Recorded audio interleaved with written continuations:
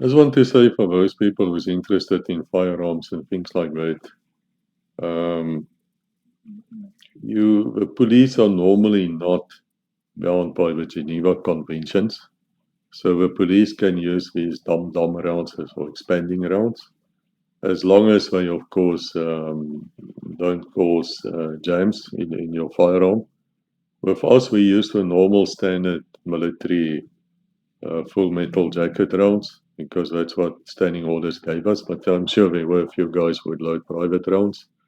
The difference is tremendous. The expanding round or a dum-dum, if it hits you, the chances of you dying from that gunshot wound is 93%. So it's a killing thing.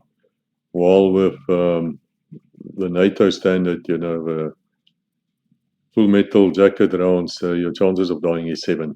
It is exactly the opposite. It is designed actually not to kill, to go right through you.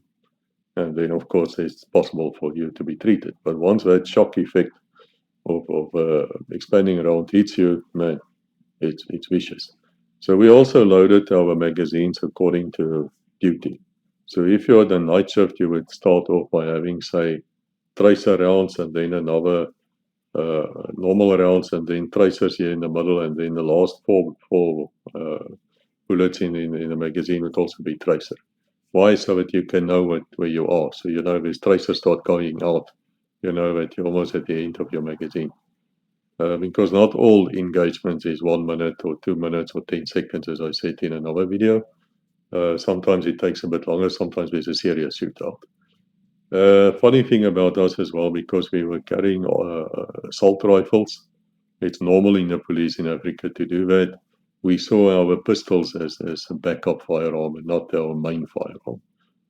That's where you go for it when something goes wrong with your rifle. Now, we've seen this in training as well, where we trained with army units, where they don't normally carry pistols. So for them, they would try to clear their firearm, their rifle.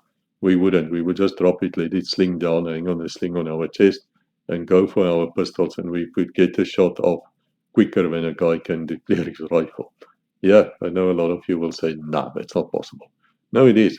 No, really. We practiced this ad initio. We knew everything about firearms, weapons, and the destruction they can cause and what can cause. We knew all these things. So, yeah, we were very, very well trained, actually, very experienced. And it showed.